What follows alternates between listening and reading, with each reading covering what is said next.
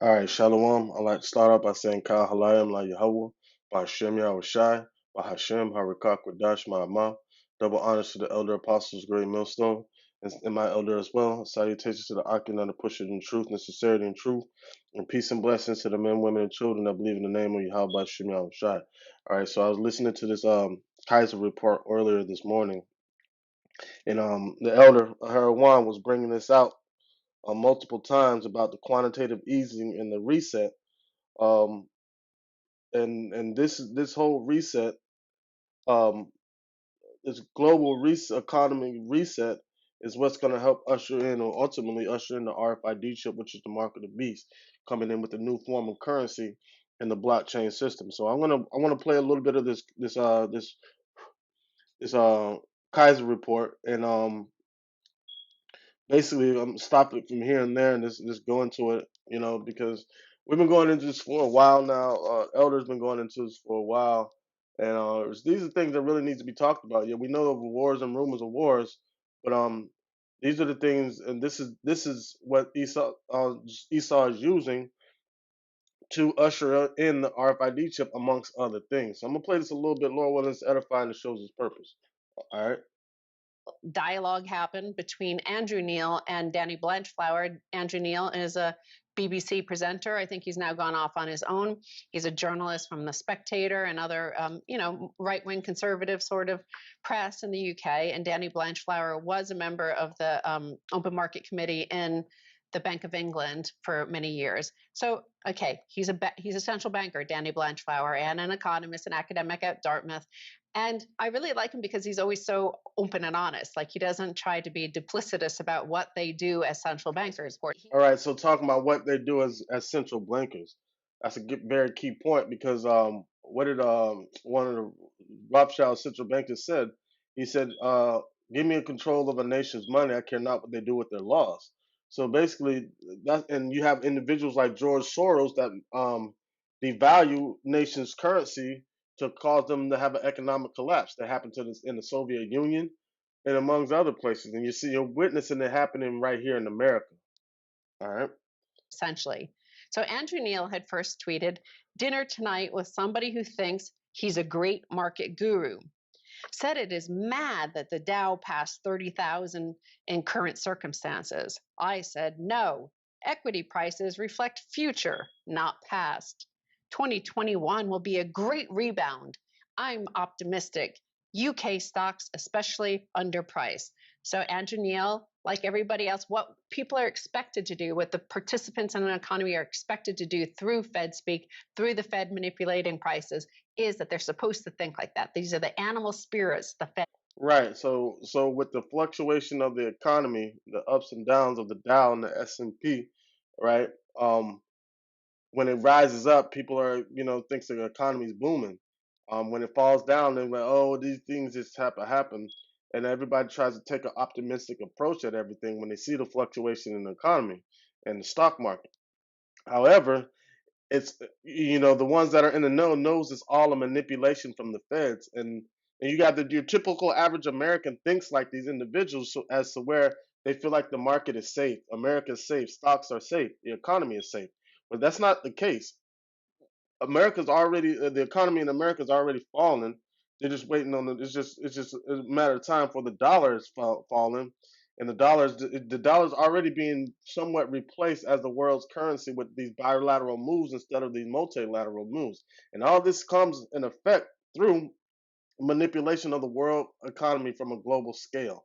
All right, so knowing everything that whatever happens in America, it affects the whole world as far as economically. All right, so you're witnessing the downfall of America, and they're trying to replace America with China as being the front runner from a global economic standpoint. Tries to incur. Well, Danny Blanchflower responded, actually, Now, this guy, um, Danny Blanche, he's on point. He's going to tell the truth. He's going to talk about quantitative easing, how they're just printing money, manipulating with interest rates, and how they're only giving out loans on certain things. They're not giving out loans for people to invest money into other things, but they'll give out more loans on houses and cars and things like that. All right, so um, one thing about it, when people are saving their money, it's good for the banks because everybody's putting their monies in the bank. However, it's not that great for the economy because nobody's spending any money. When everybody just like when they put out those stimulus checks, everybody was taking the money out of the banks and going to spending money, getting the stimulus money and just spending money, spending money, spending money. It stimulated the economy, but it didn't work well for the banks. All right, and you're gonna witness it. You're gonna witness um, the price to pay because of this economic bubble being created by the central banks. Stocks are mostly being driven by global QE, quantitative easing, which really has Right, and the elder was making videos about this quantitative easing. Um, at one point in time, they were printing out like millions of dollars a day and giving it to these countries.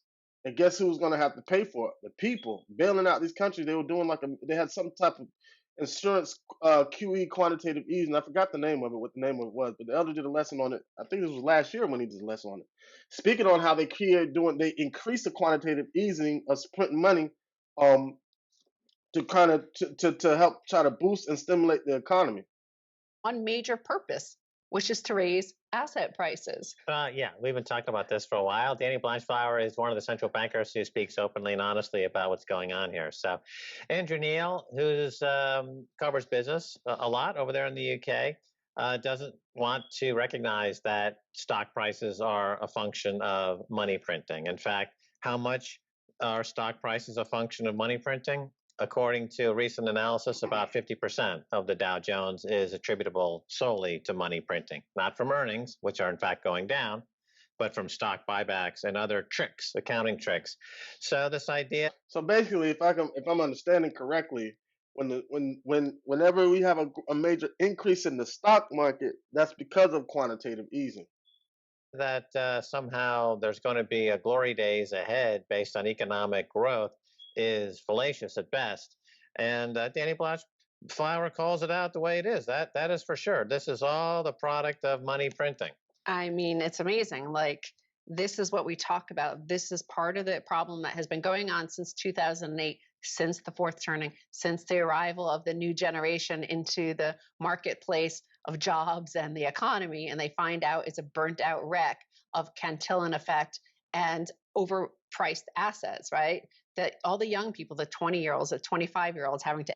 Right, overly priced assets. That's hyperinflation on goods and commodities. Enter the market with where central bankers for the past 10 years, especially 12 years, especially, have been pumping up asset prices. Well, that locks out the young generation. So, like, what good is that? At the benefit of all the people who, the boomers especially, who came of age, got their first jobs, bought their first houses at the beginning of this Cantillon effect, at the beginning of this Ponzi scheme since 1971 when the U.S. went off the gold standard. So why? Right, they went off with what's that called, the Nixon shock.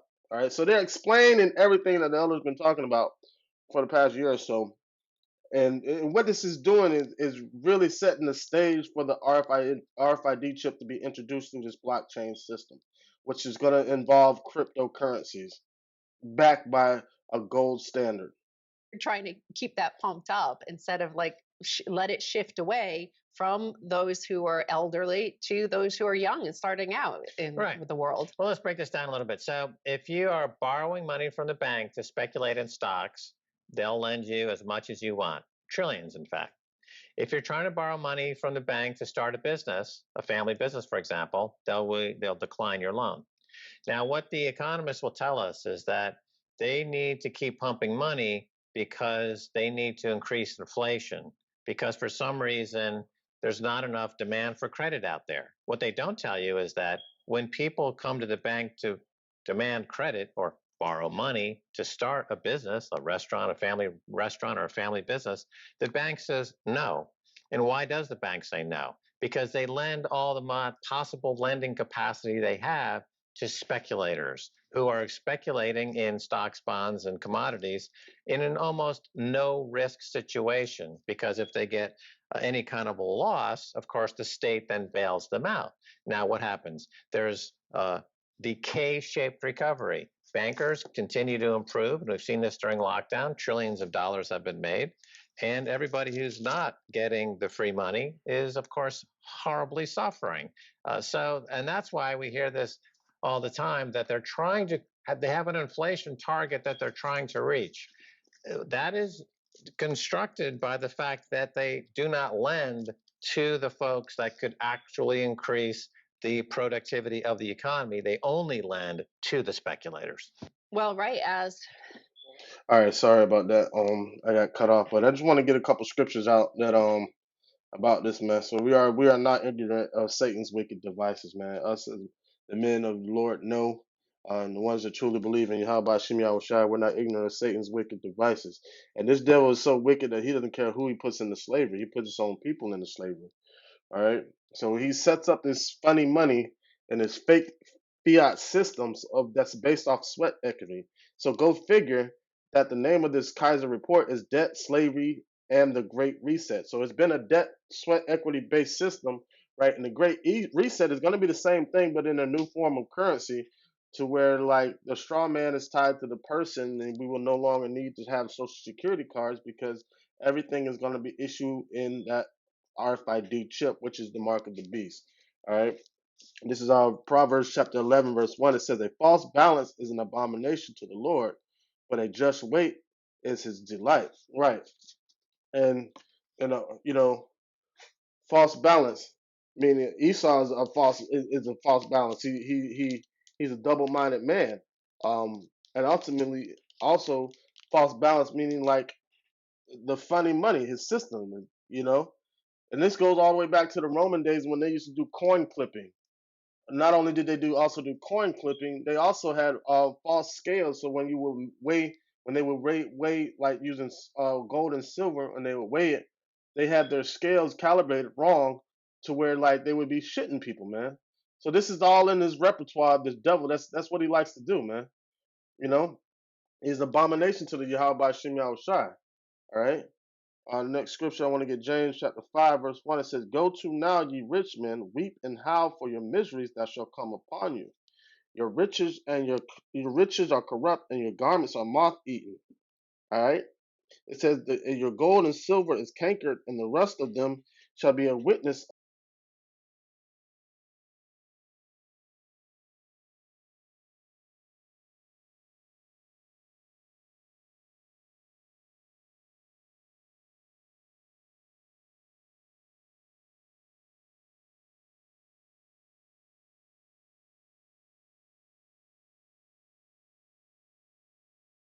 So they used um the funny money to gather up all the resources and assets for all these other nations, and gave them fake monopoly money to play with the fiat currency, which is the American dollar.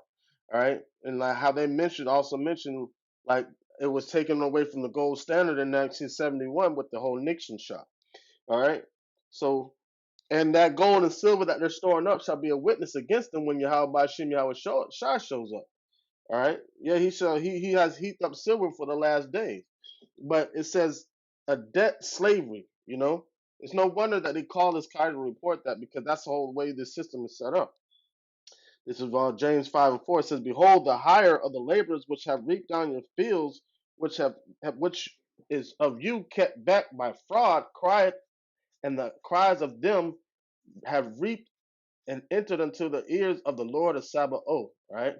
And that's the Lord of armies. The Lord's going to bring his armies back to put an end of this just balance being set up, unjust balance, false balance being set up by Esau, man, and set up a real system righteously. Um, and this devil, like, we've never gotten paid from the work we did as far as slavery, even from the whole abolition of slavery, which had never happened. It's just a new form of slavery. But this money that they're giving us is nothing but debt. The more money you have, the more debt that you have. You know. All right. So the more money that you acquire, the more debt you acquire. All right. But you're witnessing the downfall of America, man. And it's starting from an economical standpoint, and then it's gonna be an all-out war. And then they're gonna just destroy these places with our ICBM missiles, man, with nuclear missiles. This is I'm gonna close out with this. This is Revelation chapter 18, verse 9. It says, and the kings of the earth who have committed fornication and live deliciously with her shall bewail her and lament for her when they shall see the smoke of her burning. Right. But before that, you're gonna see um, you're gonna see America fall from an economical standpoint. You're gonna see America turn into a third world country. You're already witnessing that. It says,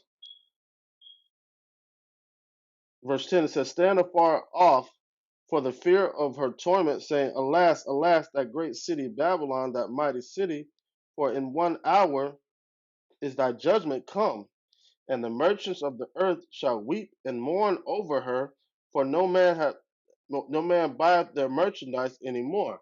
Right. So you're witnessing America being taken out of the trade route. You know, America is being taken out of the trade route.